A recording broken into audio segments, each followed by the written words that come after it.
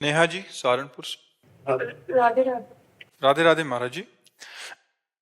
महाराज जी, जैसे कि सत्संग में सुना है कि कमाई धर्म पूर्वक करनी चाहिए और उसका कुछ अंश समाज सेवा में लगाना भी चाहिए। मेरा प्रश्न है कि इस सेवा हमारा सही ढंग से सुना हो तो पूरा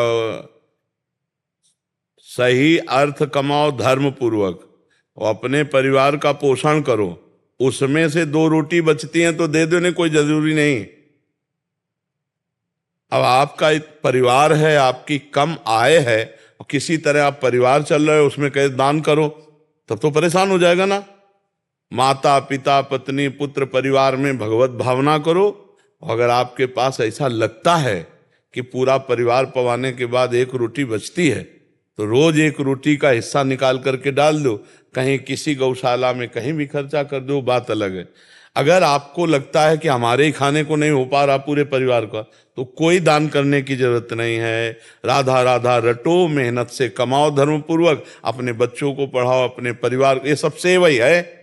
ऐसा थोड़ी है कि तुम्हारी समस्या अब इसके बाद आप जो है समस्या का समाधान घर ही का नहीं हो पा रहा और आप सोचो कि हम दान करें दशांत, तो परेशान हो जाओगे ना। दान किसको कहा जाता है? अपनी वस्तु को दान करना। जब हमारी वस्तु है ही नहीं, भगवान का परिवार है, भगवान की वस्तु है, उन्हीं की सेवा में लग रही है, हाँ अधिक है तो जरूर करना चाहिए। अगर आपके भोजन पाने के बाद बचती 1 रोटी तो गऊ को पवा दो जाकर। 1 रोटी बचती है तो आप, हाँ कभी कोई भूखा आ जाता है तो एक दिन तुम भूखे रहो, उसको पवा दो, ये बात हम कहते हैं। वो देने की बात में कहते हैं कि पाप की कमाई नहीं, धर्म की कमाई है, वो आपके पास है एक्स्ट्रा तो आप लगाओ। कोई बीमार है उसकी सेवा में लगा दो, जो गौ है उनकी सेवा में लगा दो, किसी के ऐसी जरूरत दिखाई देती लगा दो।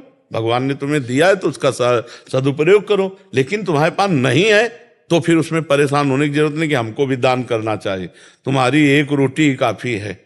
4 रोटी बनाए, 4 परिवार पाए, बचा तो 1 कौरा ऐसे कौआ और चिड़िया को डाल दिया, इतने बहुत बड़ा भंडारा हो गया। गरीब आदमी की 1 रोटी ही भंडारा है। हमारी बातों को समझो, इसमें परेशान होने की जरूरत नहीं कि हमको भी हरिद्वार जाना चाहिए और दान देना चाहिए।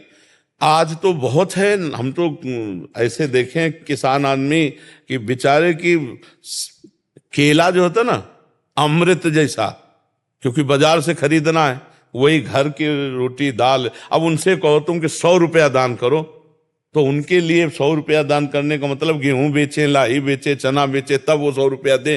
तो उस बातों को हम देखा है।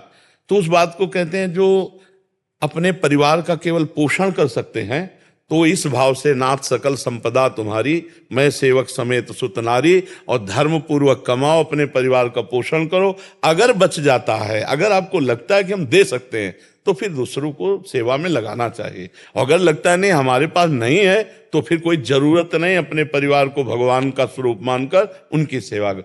अब तुम 1500 की शराब पी सकते हो, 1500 किसी बीमार की सेवा में नहीं लगा सकते, तो फिर तुम दंडनीय अपराध करते हो। फिर दंडनीय अपराध है कि तुम 1000 की शराब पी सकते हो और तुम 4 गौएं भूखे पड़ी, उनको तुम चारा नहीं दे सकते हो।